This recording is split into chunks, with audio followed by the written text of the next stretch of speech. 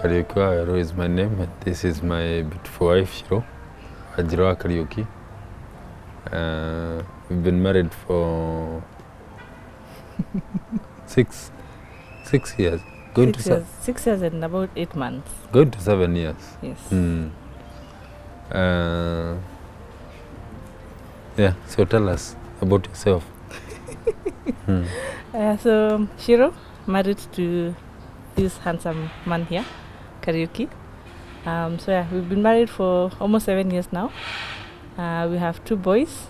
Firstborn is 4.5. Secondborn is almost 1.5. We met at the University of Nairobi. I was doing land economics. She was doing quantity surveying.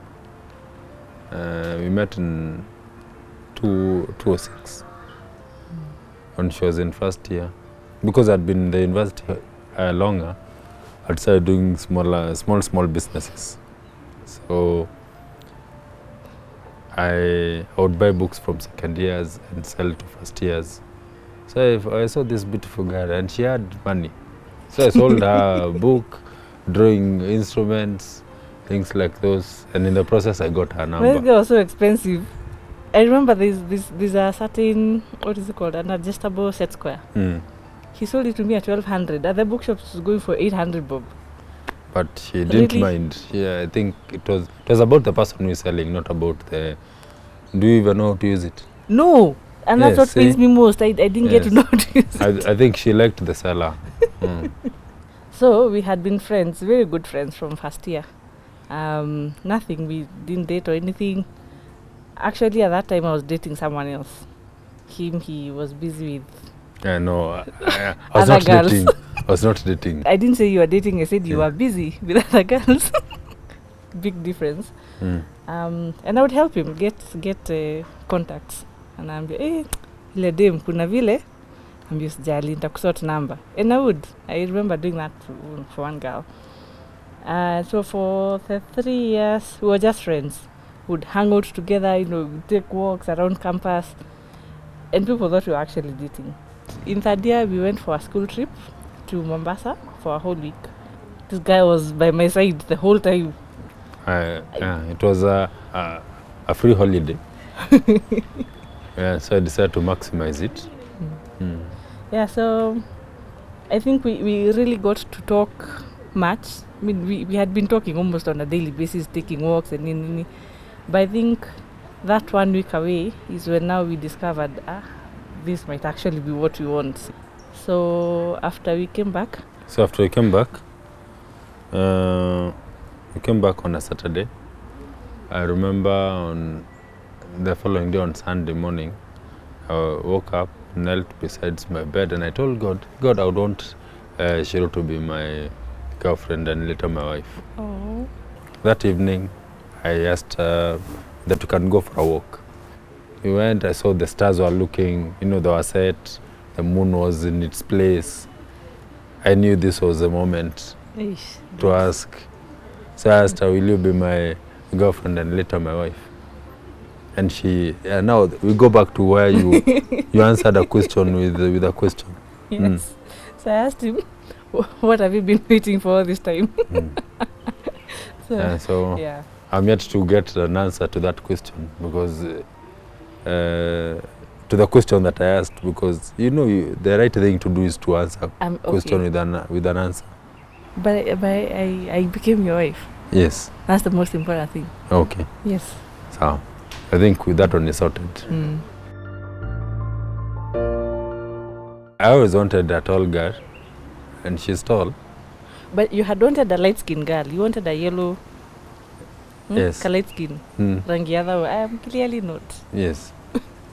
And so it's true. I wanted a yellow, and that is what I was chasing for a long time. But then she was my best friend. So I discovered that she had some inner beauty. That I'm not saying all yellows don't have inner beauty, but the ones that I'd interacted with around that time did not have what she had. So I called myself to a meeting and asked myself, do I compromise on the final coat. You know, it's like a house, the final color coat. So do I compromise on that or on the structure itself? And she had what I needed. You know, the way dudes know, in wife material. I knew she was wife material. Yes. We were friends, like you said, we were very good friends. For me, I found it very easy to be around him, very easy to talk to him. Then the fact that he's God-fearing, I did just want someone without, mwelekeo. The fact that he would even ask me, have you prayed today? Have you read your Bible today? And, you just keep me on my toes. So I thought that was very attractive. And I'd always wanted a tall, light, and handsome guy. I don't do tall, dark, and handsome. No, it's to be tall, light, and handsome. And I got it. And then he's quite funny. He's extremely funny. To look at or to interact with. You need to clarify. You got jokes. No, he's quite humorous, and also very ambitious in life. Yeah. Tell me about that. Yeah. When I said yes to you, had nothing. It was ambition. Oh yeah. Yes. So yeah, I mean, as ladies, we're able to look at a man and know this one has potential. This one is just talking big. This one is just empty dreams. But with him, I could see there's real ambition, real potential, and I mean that's a very attractive trait for a man. Yes, I mean with 20 bob we had a complete date. We had tea at what are you calling that? Student center census. Yeah, I mean, and random things like taking walks. I think, and that sort of solidified our relationship, even how we do our dates up to date. We don't do expensive dates. We believe in just go out, have a good time, share a soda if you have to. The most important thing is just sit and have a meaningful conversation. But does that mean I don't take you for... No, you take me to nice places. You take me to nice expensive places. Clarify. Yes. You have taken me to Kempinski. Oh, yes. Please, underline. But I think what I was trying to say is the foundation where we almost had nothing, surviving on help and kidogo pocket money. I think that taught us to appreciate each other for the little that we have and not look at material things. I didn't say yes to him because he didn't have money. Even when you graduated and started working, can I say I was earning slightly more than him. Yeah, I was earning slightly more than him. And for me, that was never an issue because our foundation was strong on. It's not about money. It's not about what you have. It's about you as a person. So I think an advice to girls out there: if you see a man, he has potential, build your lives together, build your wealth, build your empire together. Don't go looking for, someone who is self-made and you're looking for the money and compromise on the important things that you should be looking for in a man. But that is not to mean that if a dude has money, if I'm the one who was getting that kind of money, I would not be having a good heart. No, definitely. I'm just saying don't compromise. If you get someone with money, I mean, money solves a lot of issues. So, yeah, but don't compromise. Say, I'll go for the money, in place of good values. Yeah. It's true. She didn't give me pressure. She realized I was wearing t-shirts, so she would get me some very nice t-shirts, new t-shirts, custom made, very nice. So to try and make me into her ideal boyfriend who wears nice things, classy things. Instead of leaving me, she figured it is better to make the man for yourself than to dump him. Yeah. About our engagement, I went to Botswana after university. Then I bought a ring there. So I did a road trip from Botswana to Nairobi. I used buses. It was the cheaper way of getting here. And I wanted to spend at least December with family and with Shiru. So when I came back, I I started now looking for a place where I can have the party. Not the party, like where I can engage her. So I remembered of a place in Rongai that has a suspended bridge. It was a romantic place to take her. And then on our way out, I had prepared my written speech, a poem. So we went to that place, Rolf's place. Did we have lunch or did I think we had some drinks there. Talked a bit, then up to that point I wasn't suspecting anything. Then we now started walking out, go to the bridge. So the center is like, let's just stand there and enjoy the scenery. Very beautiful scenery on that bridge. So I don't know what happened. I just told him, this looks like a nice place to engage someone. Then at that point I think he started getting tense, and you didn't even read from your poem. I read the poem later. You didn't read the poem. You were too confused. You didn't read the poem. So I gave you. You gave me to go refer to it later. Yes, to go refer to it later. So I think that got him off guard kidogo. Then what happened? Then... Did you say yes? No, wait. After I said this looked like a nice place to engage someone, he told me, it actually does. Then I asked him, do you want to engage me now? And he's like, yes. And he went down on one knee. I'm like, you're joking. So yeah, he went down on one knee, asked if I could marry him. And of course I said yes. Yes. The long and short, she said yes. Yes, I said yes. And then I was given the poem to go read on my own. You can refer to that. So we did our wedding in Thika, the Blue Post Hotel. I think for me, that was the best day of my life. I know that sounds like cliche, but I think for me it was just getting to get married to my best friend. It was amazing. The day was colorful. We had so many people. The reason we were taking it to Thika in the first place was to try and reduce the numbers because of budget. Because you see, that was barely 2 years after we had left campus. So we didn't have that much money even to do a wedding. So we were trying to reduce costs, and we thought taking it to Thika, clearly Thika wasn't far enough. We were budgeting, I think, for about 400 people. We fed 650. We then got they came. They made the day colorful. We danced a lot. I think we danced for more than 1 hour. You know, the way people come from Mugithi, they dance, going around. Guys get tired, they sit. So us and the bridal party were left dancing. I think the crowd saw, these guys are not about to stop. So they came, joined in again. I saw even our grandfathers dancing.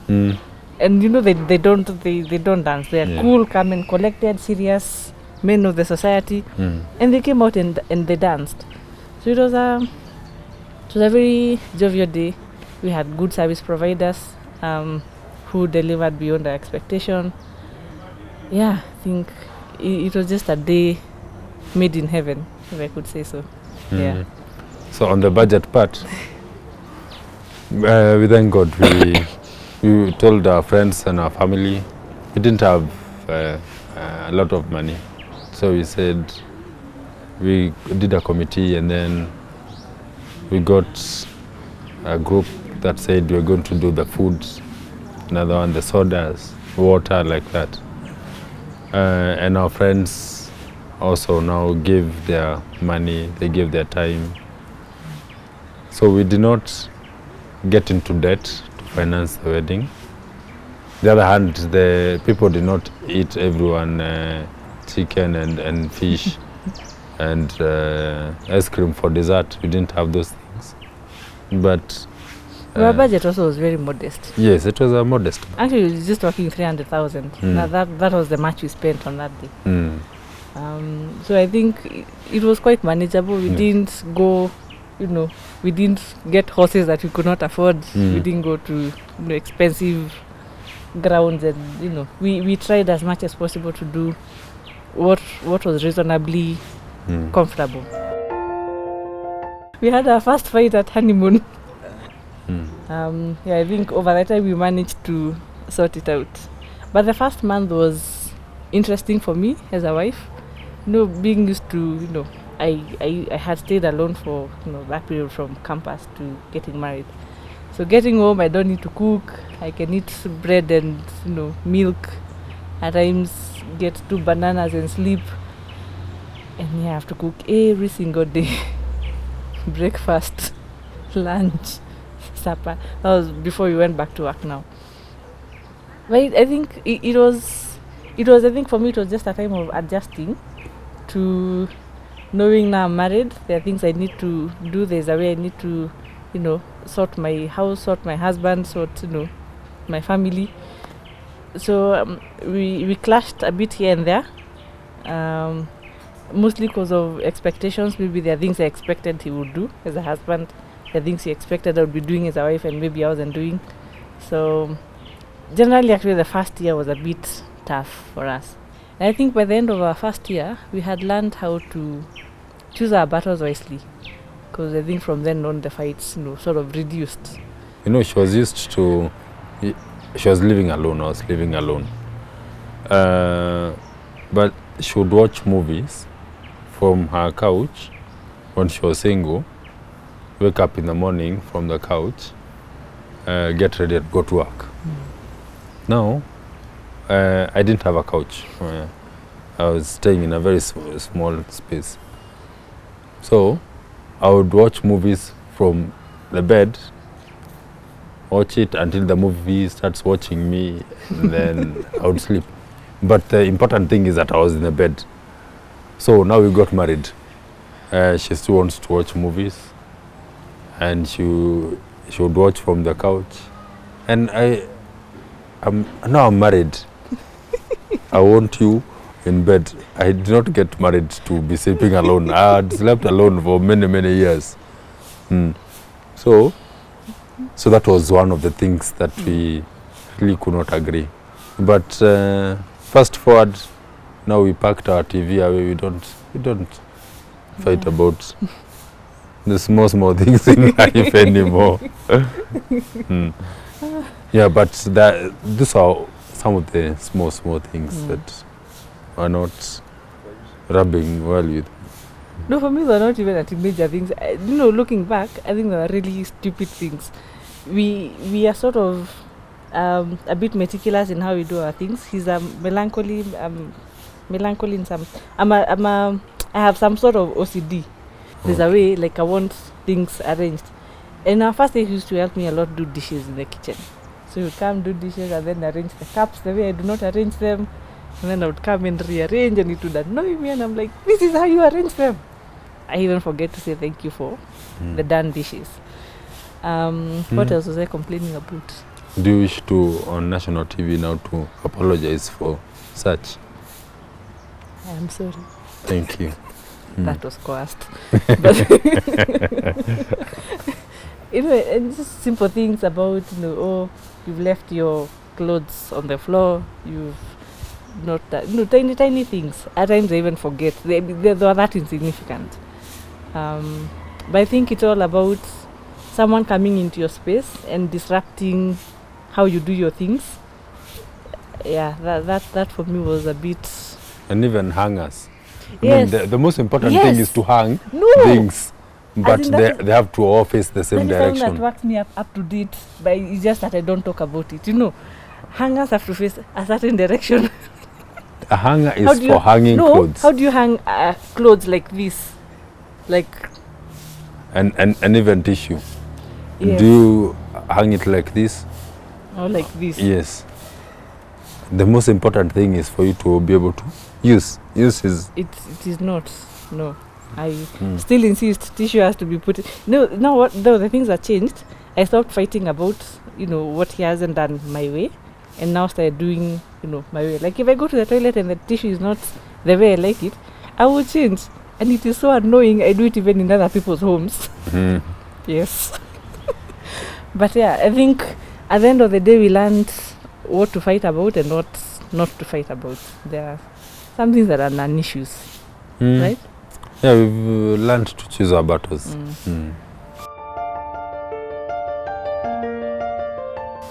Firstborn son is Taji Kariuki.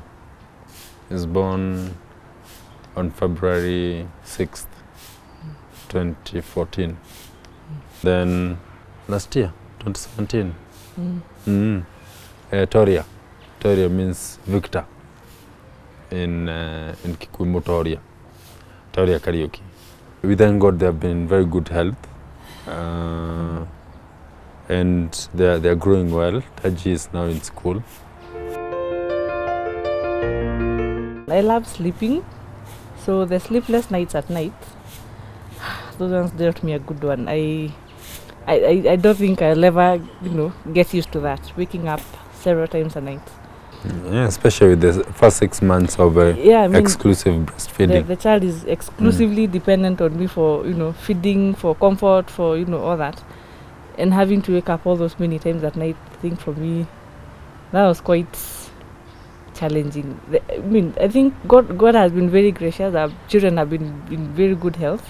So I think for me, the greatest challenge was just finding balance between getting enough rest and doing the other things that I need to do in the course of the day. I would say also what made it easy is having a good support of friends around me. That really helped. Someone you can send a WhatsApp in the middle of the night. My baby is not burping. I remember you're just there holding the baby, trying to make them burp for 30 minutes and they're not burping. And I know there's another mom somewhere who probably is awake breastfeeding. I'll just drop her an SMS. How do we burp these ones? He's not burping. And I would get a response. So for those friends, I am really grateful. They have made motherhood amazing. And also for him, he's in as much as he won't wake up with me to help, he has been very supportive in terms of being a present dad. He actually wants to come and help with the bathing of the children, the changing of the diapers. So that has made it very easy. Thanks, babe. Yeah, something. Yeah. Too many more babies. My biggest lesson in marriage is there's a verse that says outdo each other in showing honor. We are not in competition. We are partners, and we are in this together until death do us part. So if we are constantly trying to outdo each other in showing honor, I'm constantly trying to help out, to be a good husband, and she's trying the same thing, then we're going to find ourselves at a good space. Respect is very important. So we can disagree, but with respect, not throwing words, not saying insensitive things. So like one thing that we do not react, we respond. Because react is like knee-jerk. But respond, you call yourself to a meeting, ask yourself, okay, is this battle, am I willing to fight this battle? If the answer is yes, then to what end? If no, then is there something that I can do or I can say to avoid a repetition of the same? We are not on opposing teams. We're not trying to fight each other. We're all trying to get to a common goal. And the more we fight each other, the more we are not, working together, the longer it takes to get to our goal. So, for me, that's just constantly reminding myself, we're on the same team. We will disagree, we will fight, we will, have our disagreements and all. But at the end of the day, we are one team. It's not you versus me.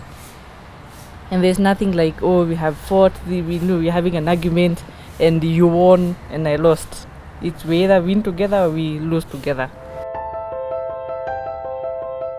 Marriage is meant to be enjoyed. So whatever you do through the ups and downs of life, just take time and enjoy. Because once a day is gone, it's gone. I will not look at yesterday and start thinking, I should have done this. I want to live every day knowing that I have done everything I should have done that day. I have enjoyed myself with whoever is in my life. So enjoy your marriage. Marriage is supposed to be enjoyed, and it's enjoyable. Yes. My parting shot to those people who are not married is surround yourself with people or read nice books about marriages that are working, so that you start believing that marriage actually works. And marriage is great. I think everyone who is able to be married should actually get married, and then honor the commitments that you make to each other. I agree. Okay. With everything? Yes. No, with Okay. everything. Yes. Yes.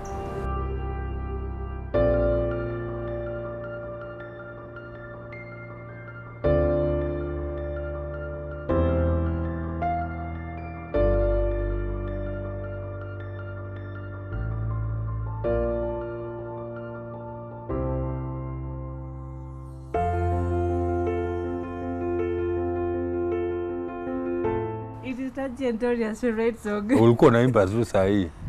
How can it not be your favorite? It's my favorite song.